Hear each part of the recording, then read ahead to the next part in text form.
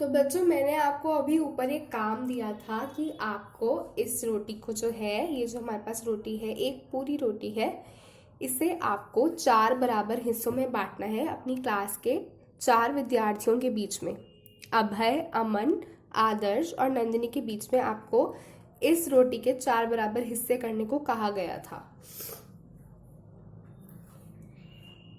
तो आपको याद है हमने रानी और सुमन ने आपस में रोटी को आधा आधा कैसे किया था।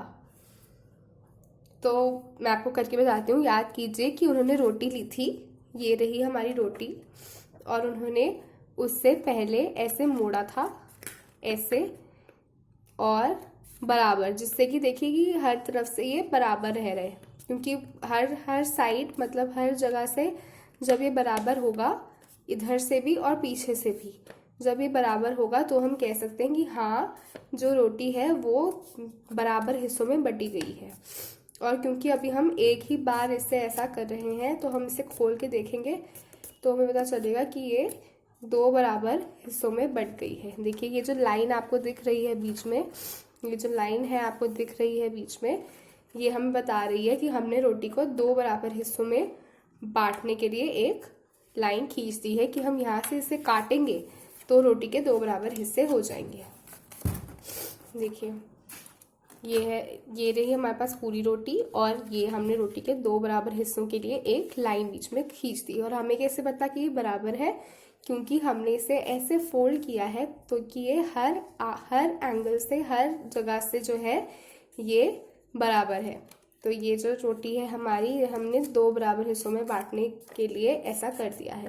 लेकिन हमें क्या करना है? हमें 2 बराबर हिस्से थोड़ी ना चाहिए, हमें कितने चाहिए? हमें तो इस बार 4 बराबर हिस्सों में बांटना है। तो अब हम क्या करें? तो अब हम क्या करते हैं कि अभी हमने रोटी को इस तरफ से आधा किया, अब हम रोटी को इस तरफ से आधा करने की कोशिश, क्योंकि हम कोशिश करते हैं, क्योंकि हमें क्या करना है? हमें 4 भागों में बांटना है रोटी को, और अभी तो सिर्फ 2 ही भाग हुए हैं। तो हम रोटी को 4 भाग में बांटने के लिए इस तरफ से, क्योंकि इस तरफ से हम करने की कोशिश करते हैं, यहाँ से भी। तो हम देखिए कि यहाँ से कि बराबर बराबर आपको करना है, बराबर से फोल्ड करें।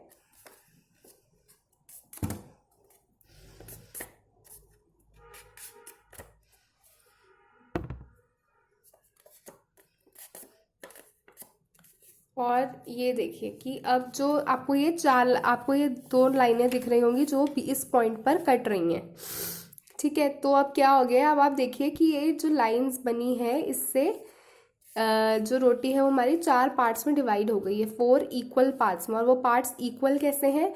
क्योंकि जब हम उसे ऐसे कर रहे हैं और जब हम इसे ऐसे कर रहे हैं, तो देखिए ये हमारी रोटी का एक पार्ट है, और ऐसे हमारे पास 4 पार्ट्स है। जब हम रोटी को खोलेंगे तो हमारे पास ऐसे 4 पार्ट्स बन रहे हैं। तो देखिए ये है हमारा एक, जब हमने 4 पार्ट्स में डिवाइड किया तो ये उसमें से एक पार्ट है। तो हम इसे खोल के देखेंगे तो देखिए कि ये जो दोनों लाइंस आपस में कट रही हैं इस जगह पर, ये इस पूरी रोटी को 4 इक्वल पार्ट्स में, 4 इक्वल पार्ट्स में डिवाइड कर रही है।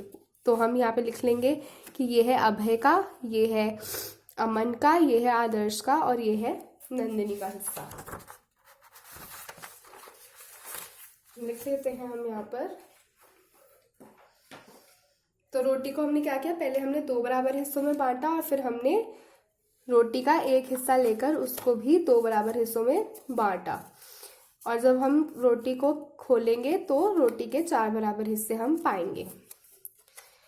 पहले हमने आधा किया, फिर हमने इसका भी आधा किया। तो अब ये देखिए कि हो गया है, रोटी 4 बराबर हिस्सों में बट गई है। अब ये है, हम लिख लेते हैं, ये है आदर्श का हिस्सा, ये है अमन का हिस्सा, ये है अभय का हिस्सा, और ये है नंदिनी का हिस्सा।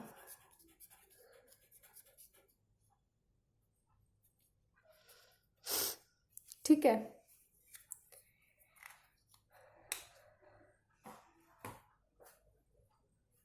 तो अब क्या हुआ है? अब हमें इस रोटी को बराबर काटना है। तो हम काट लेते हैं इससे, यहाँ से।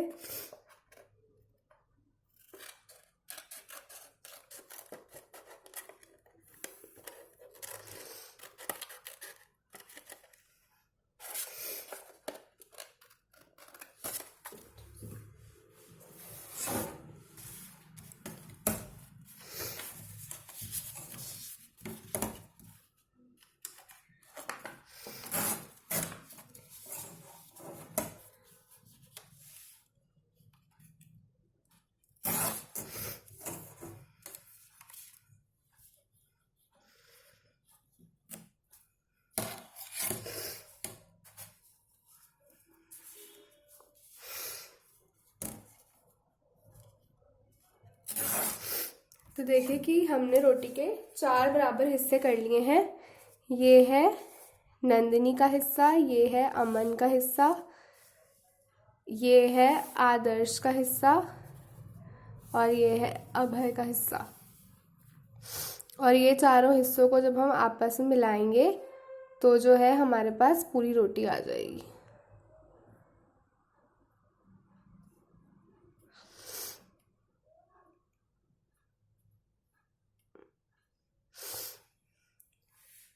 ठीक है।